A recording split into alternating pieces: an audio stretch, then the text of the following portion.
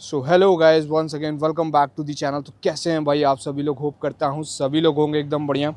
Guys आप लोग देख सकते हैं आज है मेरे साथ भाई 2022 की the T V S Apache RTR 204V the racing throttle response 204V। और आज की इस वीडियो में जो है आप सोच रहे होंगे कि भाई मैं इस लोकेशन पे क्या कर रहा हूँ। तो आज की इस वीडियो में मैं इसका प्रॉपर आपके लिए ओनरशिप रिव्यू लेके आया हूँ भाई। 2022 की गाड़ी है और लगभग मैं आपको दिखा दूंगा 30,000 किलोमीटर में 28 से 30,000 किलोमीटर चल चुकी है। तो देखते हैं भाई ओनरशिप लेते हैं इसका कि क्या माइलेज देती है ये, परफॉर्मेंस कैसा है, हर एक चीज़ के बारे में डिटेल बात करेंगे। तो सबसे पहले बुला लेते हैं भाई ओनर को। तो अमरदीप आ जाओ भाई। हेलो। हेलो भैया। अमरदीप भाई आप लोग जानते होंगे, फेमिलियर होंगे, TVS रेडर का भी जो है ओनरशिप मैंने पहले लिया हुआ है भाई। मेरा काफ़ी अच्छा फ्रेंड है और 204V भी यही ओन करता है।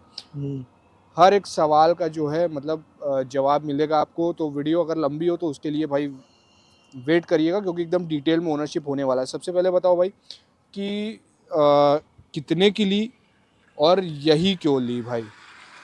ये मैंने ली थी 1,80,000 के आसपास की। हाँ और उस समय मई 2022 में रशिया यूक्रेन क्राइसिस चल रहा था, ठीक है। हाँ तो उसकी वजह से RS नहीं मिल पा रही थी, ड्यूक 200 भी नहीं मिल पा रही थी, हाँ सेमीकंडक्टर्स की शॉर्टेज हो गई थी। हाँ। और ये भी मिल नहीं पा रही थी, बहुत मुश्किल से मिली है, बहुत 1-1.5 महीने की वेटिंग के बाद मुझे ये मिली। अच्छा। हाँ, उस समय सिर्फ एक ही बाइक ऑप्शन में मिल रही थी, वो थी R15, जो कि घर वाले दिनाले को तैयार नहीं हो रहे थे उसका कमिटेड राइडिंग पोस्चर देख के। हाँ तो उस समय यही ऑप्शन में अचानक से मिली और वही बात है, पहली बाइक लेनी थी अपनी पर्सनल, तो हाँ एक्साइटमेंट थी, रहा नहीं गया, जो दिखी 200cc में हाँ। मैंने ले ली।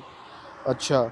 और भाई कितने की ये तुमको उस टाइम पड़ी थी? कैश ली थी या फाइनेंस? कैश ली थी मैंने, 180 कैश की, लगभग ऑलमोस्ट 180 टच हो गया था लेके। 180 उस हाँ, टाइम। 178 180 और टच हो गया था। अभी करंट अगर तुमको कुछ आइडिया हो कि करंट में ये कितने की, क्योंकि सारे भाई बहुत सारे अपडेट्स हो चुके हैं इसमें, हाँ, USD आ गया है, TFT मीटर आ गया है, तो कितने की पड़ रही है?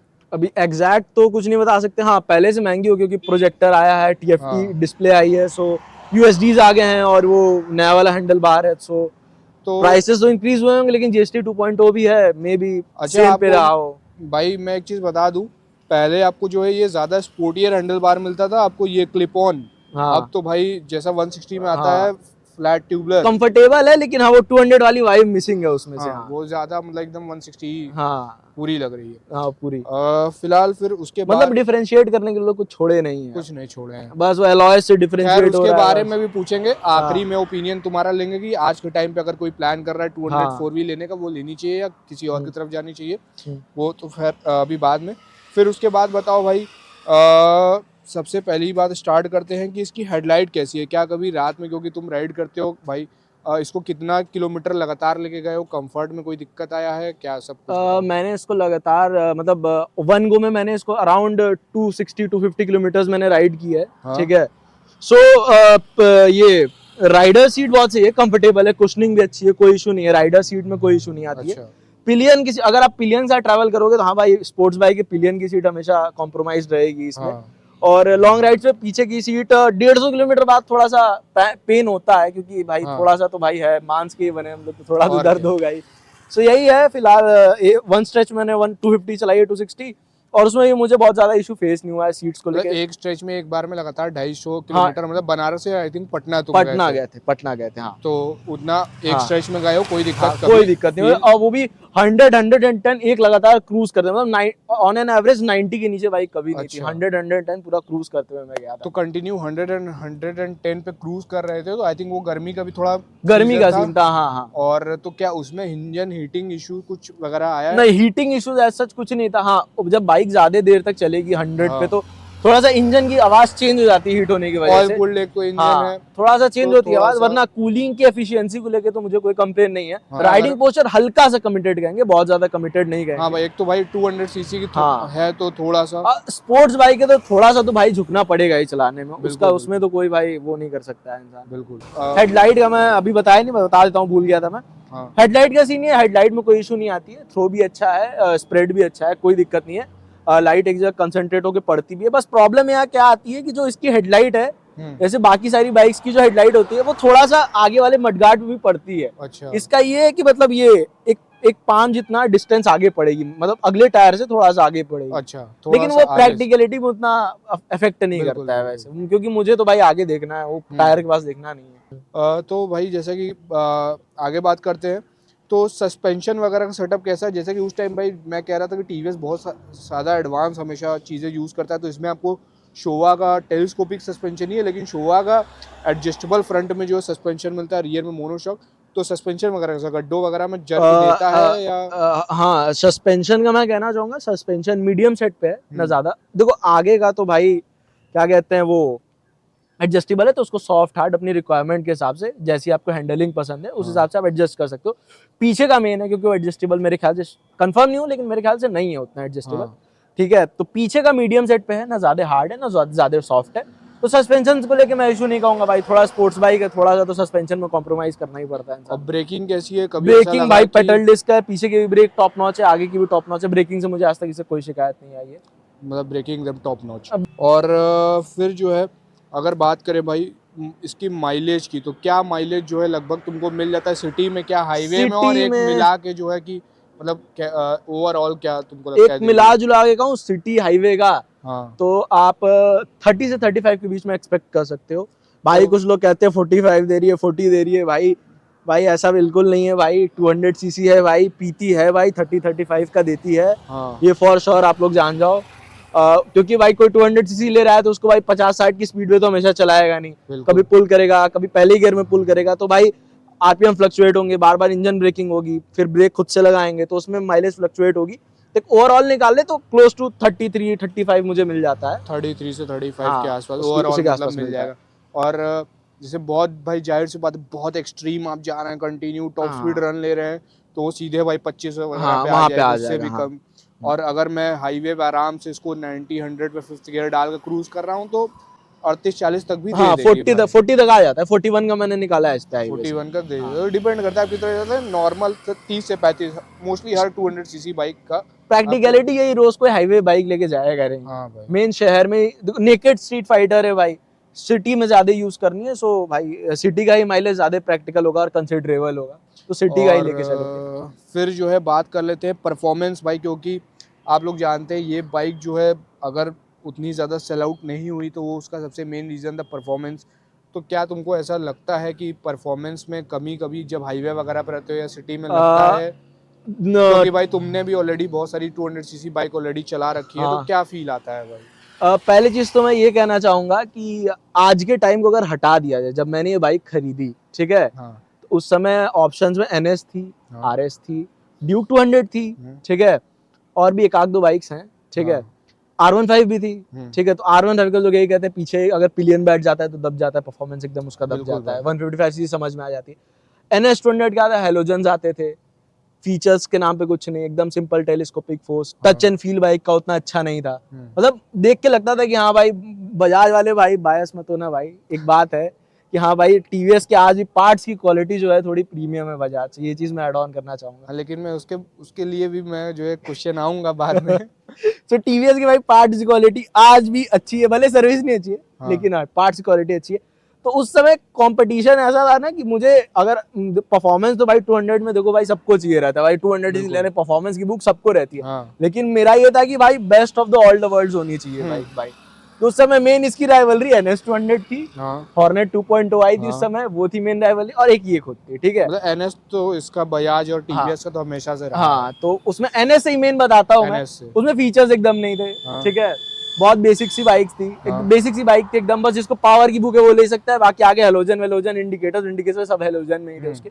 सो इसकी परफॉर्मेंस भी मैंने चलाई, इसकी परफॉर्मेंस भी अच्छी थी, 120 की स्पीड तक। टॉप एंड में मानता हूँ बहुत लिनियर हो जाती है, टॉप एंड में जाके बहुत स्लो हो जाती है लेकिन लिनियर हो जाती है तो बहुत धीरे कितने धीरे। तक तुमको जो लगता है कि ये फास्ट है, उसके बाद जो स्लो डाउन हो ये जाती है? अराउंड 110 से 120, मतलब लगभग 120 तक ये क्विक है बाबा। 0 to 120 बहुत हाँ, क्विक है बहुत क्विक है, भाई। एकदम से एकदम मैंने भी 200 सीसी के बराबर ही है समझ हाँ लो। टिकल है आपको। सिटी के लिए एकदम 10 on 10 प्रैक्टिकल बाइक। सिटी में जिस हिसाब से आपको एक्सेलरेशन चाहिए, हाँ। पावर चाहिए, जहाँ जिस पावर बैंड में आपको मतलब पावर चाहिए वहाँ ये हाँ। प्रॉपर शाइन करती है, कोई दिक्कत नहीं सबसे है। बड़ा फिर इशू के बारे में बात कर लेते हैं। ये तो रहा गैस परफॉर्मेंस, माइलेज आपको बता ही दिया, ब्रेकिंग बता दी।